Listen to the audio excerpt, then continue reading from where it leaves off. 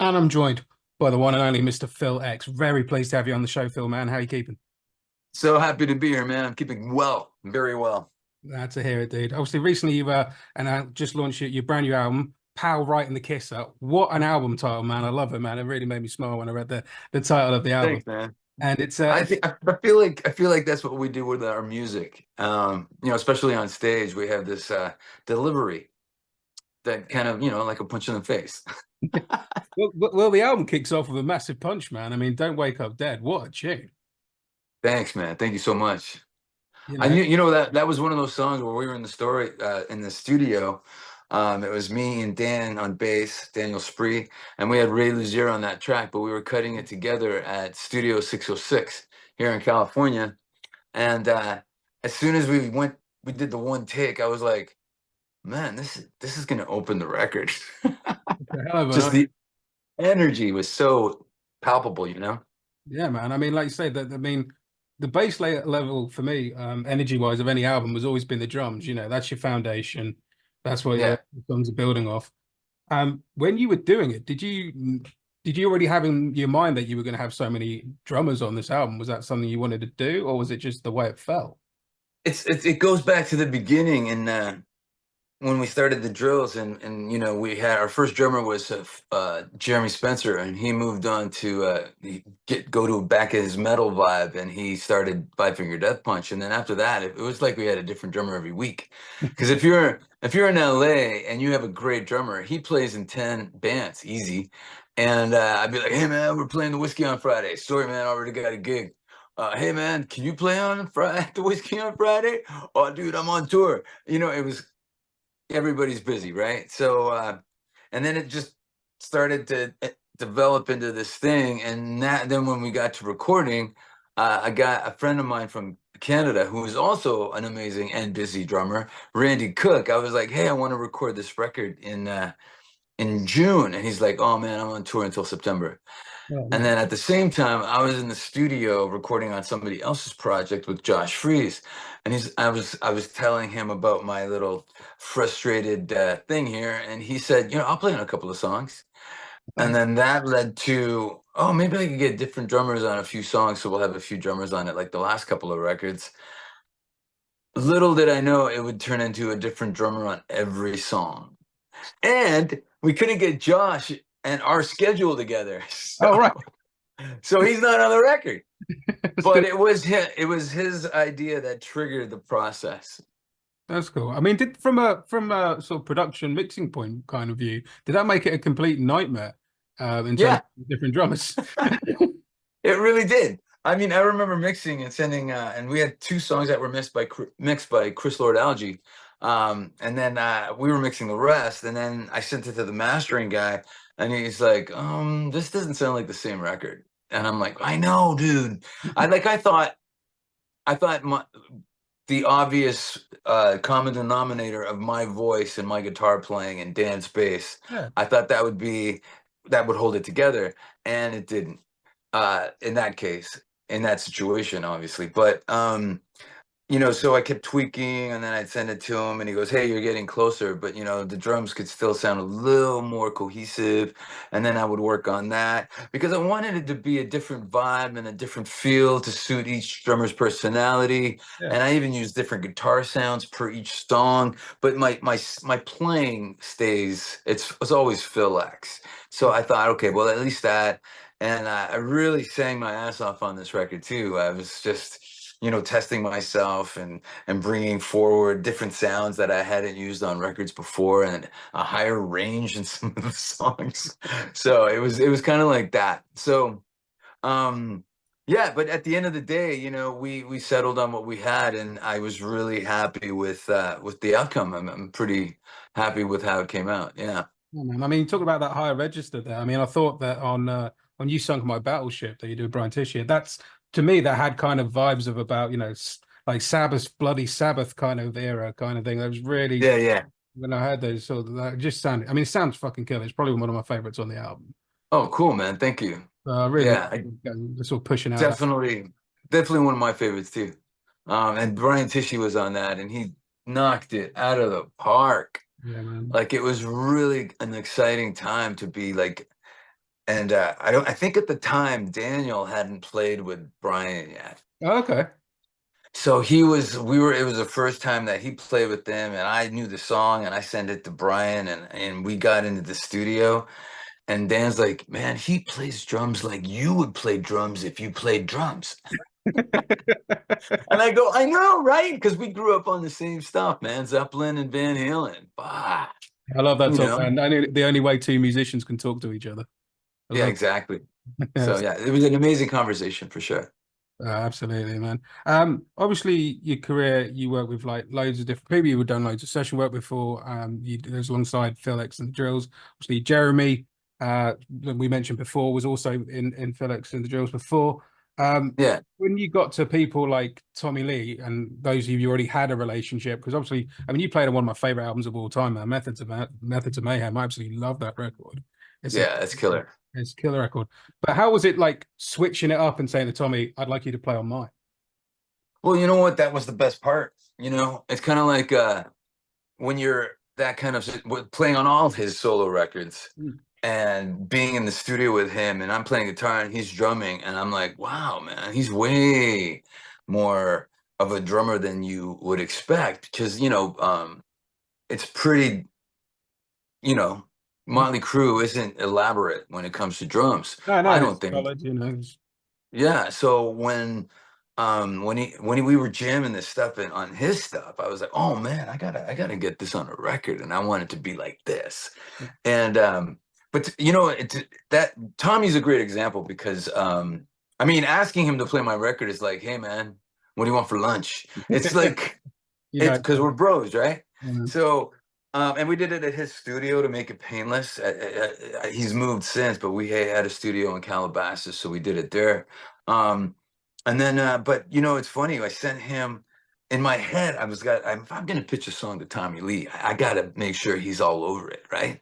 Yeah, man. So I searched on YouTube for a drum solo where he was playing a beat in Motley Crue because I'd seen several Motley Crue shows, and in his drum solo, he always goes into a beat.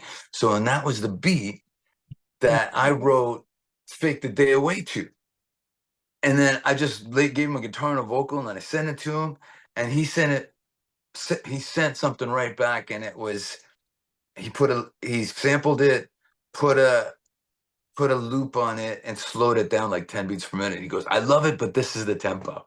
And I'm like, oh, yeah, cool, man. You're the boss. And then when we got into the studio, we slowed it down even more. So the tempo that you hear now is way slower than the original idea I sent to Tommy All right. due to his no, man, I'm not feeling it. Let's do it slower. And then when we slowed it down, everybody felt it the same way. And when I hear it now, I don't even think I could picture it uh, even faster. But it came out great. We had Brent Fitz with us when we played a few shows a couple of months ago in Texas, and we played it in Texas, and that song just killed live, and it felt so good that I keep saying, people ask me about playing the song live. There's a thing that you do when you're playing at a show sometimes, we call it floating, where you almost feel like you're not playing, you're listening to the record. And that happened during the solo. I was playing the solo and I was grooving, and then I just stopped playing because I thought I was just listening. And I'm like, dude, you got to keep playing. And here comes the chorus. That really happens on stage. People are like, there's no way that happens. Yeah, but it does happen. You're so into the music that you forget that you're playing. I mean, obviously, you had like people on the album as well, like Kenny and Aronoff. You've done so much music with Kenny. Does the way you approach it change from doing someone else's music, other than obviously you've been given some structure, I guess, when you do working on some session work with Kenny, compared to working with, your own material together, so to speak? Does your approach change? Well, yeah, I mean, my discography of involvement is so vast. Like if I'm recording with Avril Lavigne on Tuesday and then Alice Cooper on Friday, it's not the same. People are like, well, yeah, it's probably different gear. No, you're a different guy. You walk in, and it's not just different guitars and pedals and amps. It's you have to have a different. This is Alice Cooper. This is going to be heavy, and this is going to be like Brutal Planet. It's such a heavy record. Great record. But and like a few months before that, I had done like Avril Lavigne, on her second record, I had played on 6 songs. So I mean, it's a different vibe, it's a different mentality, and it's a different passion. It's completely you get to be an artist on two completely different canvases. And I do that in my life. Playing with the drills and playing with Bon Jovi is a completely different trip. Yeah, I can imagine. So actually getting Kenny, and I, like you said, I can't even count how many records we've played on together. But when it was my song, and I want Kenny Aronoff to do his thing, I hardly give him any guidance. I go, dude, this is the tempo, these are the parts, this is the arrangement. Be Kenny, and that was it. I mean, who's going to argue with Kenny? Let's be honest. But I I mean, know, right? Yeah, exactly. absolutely, man. I mean, you mentioned Bon Jovi there, of course, and Tico Torres obviously playing on the album, and Yeah, what I loved about it was Tico got to break out the funk, that kind of funk side of his playing that I really love. He's always got this and I, Latino kind of almost Cuban slant to it. I always loved it. I love it when he gets in that, man, and I was so pleased with that's that side of his drumming, dude. that's what I always say. Because if we're at sound check at a Bon Jovi show and we're waiting for someone, or someone's doing a tweaking or something that's going on, I go into a funky riff and Tico's right there with his Cuban funk. And I'm like, I gotta get that on my record. So that's exactly how it happened. Oh man. And then we had a day off. We were playing in Vegas in 2018. And we had a day off, and I was like, "Hey, man, I know you like to golf on your days off, but if I can get my hands on a studio, would you come in and play on the track?" And he was like, "Of course, man." So we went into the studio with Obi O'Brien, our broadcast engineer, and we recorded that track. And when I got it home, I was like, this is exactly what I wanted. It surpassed anything that I could have dreamed of. And then I kind of built the tune kind of evolved as I had the tune, but when his drums were on it, the tune evolved into what it is now. Yeah. It's pretty amazing. Yeah, like the bridge didn't exist. Um, the chorus had a vibe. Everything. It was just Tico delivered, man. It was amazing. And I mean, I feel like that about all the songs. Every time I talked to somebody and had an idea of what I wanted them to do in the studio, but I wanted to give them as a drummer, as an artist, Mm. a blank slate. Everybody came to the party with their best. It was amazing. Nice one, man. I mean, I went ahead to talk about Bon Jovi, but I'm going to touch it quickly just because I want to say guitar solo on Living Proof, fucking awesome. That's all I wanted to say on that. Oh, oh, Absolutely. thanks, man. That's my bazooki tuning trick, where I tune the two high strings to the same pitch, which is B, and stick them in the same nut notch. I can't get too technical.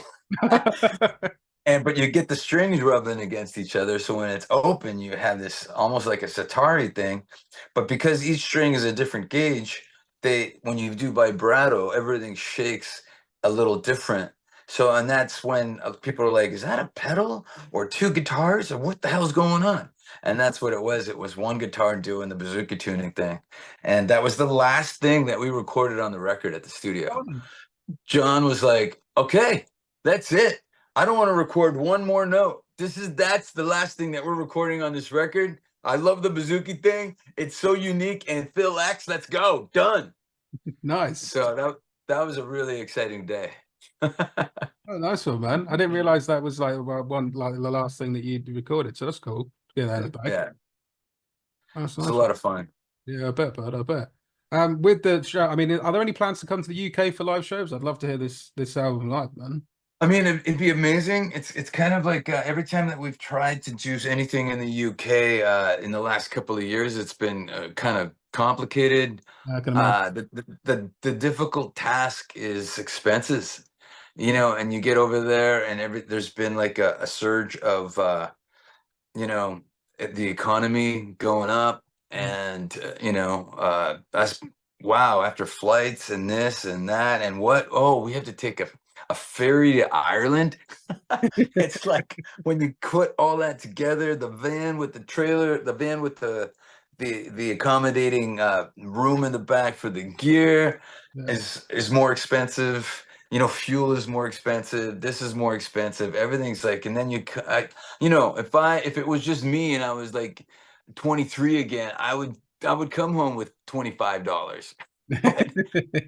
But I have a mortgage and kids. I can't do that anymore, you know? No, no, no, you can't do that, to be fair, man. No, speaking of your family, I wanted to say another hats off to you because I read that during the LA fires that you and your wife were delivering out food to around the fire stations and things like that. So hats off to you. I Thanks, man. I have to give more of the credit to my wife, Lindy. She just has the biggest heart on the planet, and as soon as she sees that people could use help, then bam, she's on board. And I get dragged into it. I mean, I don't fight it because it's such a great it's like such a great cause. But and you know, she'd be home cooking and she'd get it all together. And by the time it was time to deliver, she was like up since 5 or 6. So Wow. we could deliver either lunch or dinner to wherever we were going. And we had a crew come in and help us. And so many people donate their time. And we had tons of people donate funds too on the fund GoFundMe.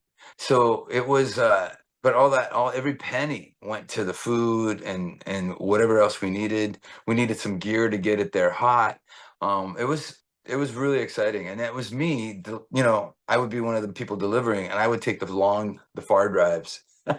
And man, it was, you know, when you talk to these firefighters, not only are they super appreciative, but hearing their stories about what was going on with, you know, with all the devastation and people losing their homes. And I had friends that personally lost homes. Wow. So being that close to it was really something else. Yeah. Yeah, I bet it was, man. I bet it was. Going back to the record though, was there any, is there any drummers left on your list that you would want to do something with? Is any that didn't quite work out? You mentioned obviously Josh Freaks earlier that didn't quite work out despite him forming the initial idea, but Yeah, he's one. I think Dave Grohl would be one. Like, I mean, we had Taylor Hawkins on the last record, Stupid yeah, Good I Luck is remember yeah. that. Yeah. And that was amazing. And so glad that we got that, you know, and now it's just you know, that's such a sad ending. Mm. But Dave would be great on a tune. And I know it would be amazing. You know, at the same time, I'd love the idea of picking one drummer and going into the studio for 3 days and just recording the record like that, like the old days. You know, I love that, and that's why. I mean, there was something said to be said about me and Daniel, and whether it was Tommy Lee or Kenny Aronoff or Glenn Sobel or anyone, we would just they're in the band for 90 minutes, and we co-arrange as a band and make sure that everybody's got the ending tight and lay down 3 takes. Okay, thanks. Next. It was kind of like that some days. So it's there's something really cool about that. But now we've done it, and it'd be amazing to like Brent Fitz is our live guy when he's not busy doing other stuff. So you know, if me, Dan, and Brent went in and recorded a record, I'd be super happy about that too. You know, like, hey, let's just record 11 songs over 3 days, and then bring it home, and I'll do the singing and any overdubs that need to be done, and then Dan does his backgrounds. And if we did a record like that, I'd be super happy. That just takes me back to like, you know, Zeppelin 1, Van Halen 1, 2 and 3 and 4. You know, Okay. I mean, Brent has always been like what I would describe with Brent. He's always been, I guess, what I would call a chameleon player. Despite having his like DNA through it, he just seems to be able to adapt to anything that you throw at him and any projects I've oh, seen. he's amazing. Brilliant. Yeah, he's amazing because for me, because we're both from Canada, and I think we grew up on all the same stuff. And the first drill show that he did, we were in Germany actually. We flew out to Germany and did a show. And I like to deviate from the record, and he was there for. He calls it heads up hockey. He's so Canadian, and he's just heads up hockey, and whatever I do, whatever I cue, he's there for it. And then I looked at Dan after, and I go, I felt like I was playing with with Brent for like 25 years. And this was like the one show that we've done together. And he says, I thought it was just me. I felt the same thing. So it was instant chemistry. So yeah, he's that guy that we always pile in when we can. No, nice one, man. I mean, you mentioned Taylor Hawkins just there as well. Am I speaking, people that we lost way too early? Am I right in thinking that Broken Arrow, I did hear a rumor that was partially written about Chris Cornell. Is that right, or is that completely wrong? Yeah, that's totally it. Oh, Like I remember when I found out, I walked into the bathroom at home, And my wife looked at me, she goes, Chris Cornell passed. And she started bawling her eyes out because we were huge fans. And Yeah, then I was like, what? I was in like, disbelief. Like when you lose a family member. Like I had only met him twice because we worked on a song yeah, together. yeah. On the Scream album. Yeah, that Howard Benson produced that song. And it was like, oh, I was just I numb, out of the gate. And then the more I thought about it, the more I thought, like, you never know what's going on in people's heads. You see this guy, one of the most iconic voices in rock, Absolutely. and and on tour, you think he's having a blast. You don't know the demons that people have, for him to end it the way he ended it. And I felt like, wow, I just had questions, like if I could have a conversation with Chris Cornell or anybody that's taken their own life, what would I ask? It would be like, well, you did it. If you had the same choice to make, would you do it again? Yeah. And there's like, there's two lyrics that always pop into my head when I talk about it. One is, what's it take to shut the voice of reason down?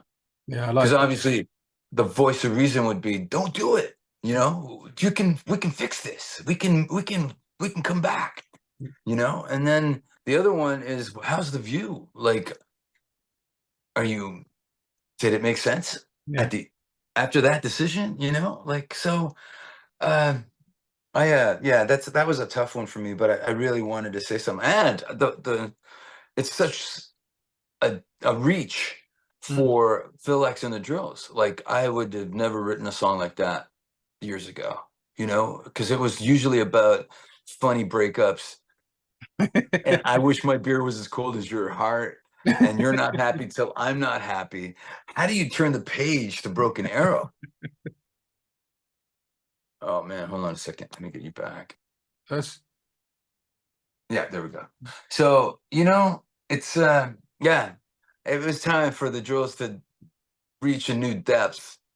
I don't know, man. I like, I wish my beer was as cold as your heart. I mean, that's a cool Me lyric. too, man. Last year, I'm so excited. Last year we opened for Motley Crue at the Illinois State Fair. Um and man, I got those 10,000 people singing I wish my beer was as cold as your heart. And nothing felt better than that. And we have another chance. We're doing two state fairs in August, opening for Def Leppard. One in Iowa, in Des Moines, Iowa, on the 14th, and then the Illinois State Fair again on the 16th. So I'm really super excited about that. It's cool telling people about that because they're like, "Hey, man, it's time for a road trip." So how is the rest of the year looking for you, man? What's your plans? It's kind of like a roller coaster over here. We've been doing a lot of rehearsing with Bon Jovi, and we got Mm. stuff coming up, and then there is stuff coming up, and then it's not coming up because we want to put more time into the preparation of it. Yeah. So I don't have a lot of solid plans for after September, but we're working on stuff, and you'll know it. I can't wait to announce stuff, so you'll hear it when it's on the page of that calendar. The rock calendar.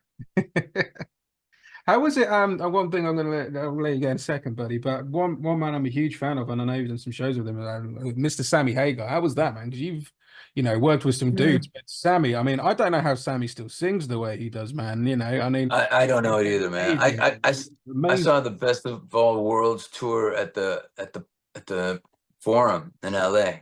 Man. Uh, and I was like, what? Like, I'm hearing him sing all these songs, and I'm hearing him hit these notes, and I was totally freaking out. And so happy to go to that show. And I thought Joe Satriani did an amazing job too. And Michael Anthony is a buddy, and he's hitting these harmonies, and he's from another planet, man. He's a freak of nature for sure. So it was really great to see that show. And then I was really happy when I heard Kenny was taking over on the drums.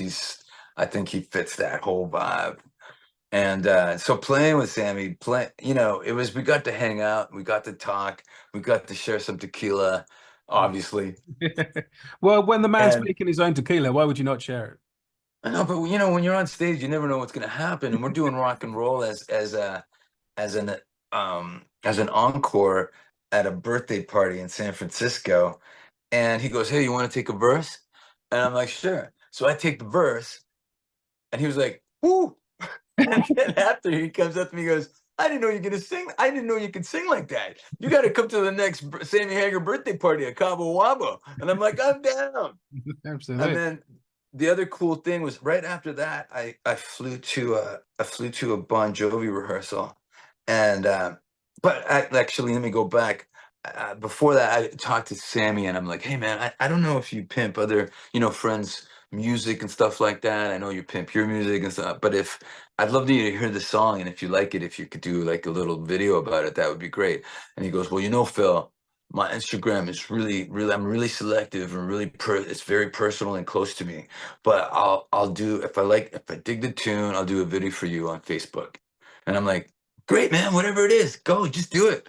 And then he's like, and then I remember being at rehearsal, and I look down at my phone, I see a text come in from Sammy Hagar while I'm playing like "You Give a Love a Bad Name," right? And then John says, "Okay, guys, take 5." I'm like, "Cool, that's what Sammy say." And his text was literally, "Phil, I love the song, and the video came out so good, I put it on my Instagram." And I'm like, "Yes!" I mean, you can't beat that. But how personal was that? That was amazing. Yeah, I You bet. know, yeah, he's such an amazing dude. It was awesome. We had a lot of fun playing that music together. Playing it's just those songs, man. It's something, and I had never learned. Um, wow, I can't even think of the title. The one that we did, like we did some classic stuff, Yeah. but then that one Van Halen tune that we did, "Standing on Top of the World." Oh, I had never learned that before, and I just learned it for those 2 shows, and it was wow. like, wow. And it's funny because there's this some of the timing in it is so Alex and Ed. And Yeah. I learned all the early stuff, and I could blaze all the soloing and all the on the one and blazing guitar. But it's not blazing in that later stuff, but the rhythm and it's almost like Dutch jazz with the 2 brothers from Amsterdam that played with their dad on the saxophone or clarinet. I mean, it was so what I can't even count that. What's happening? So it was pretty amazing. When I nailed it, it was even more amazing. I'm sure you don't have a trouble at naming certain parts, mate. I'm sure you don't. Oh man, it was fun though. It was a lot of fun. And then everybody's cute, kind of looking at each other because we know it's got to go. Hey, remember that's an upbeat. Okay, it's an upbeat. It's like, that's the cue. And it's an upbeat. That's funny. Nice one, man. All right, Phil. Well, thank you so much for your time, brother. I really Oh, appreciate thank you for your time, man. I appreciate you. it. No, Thank you. no problem at all. So at the beginning of the interview on the radio show, I'm going to play "You Sunk My Battleship," as I mentioned that one earlier. But what Awesome. song from the album would you like us to play at the end of the interview? Um, wow. I think "Don't Wake Up Dead." Yeah, we'll Just go. go off with a blast. Absolutely, buddy. Well, thank you so much for your time, Phil. And Thanks, man. yeah, You too. good to speak to you, man. Take care of yourself. Have a great day. You too, man. Take care.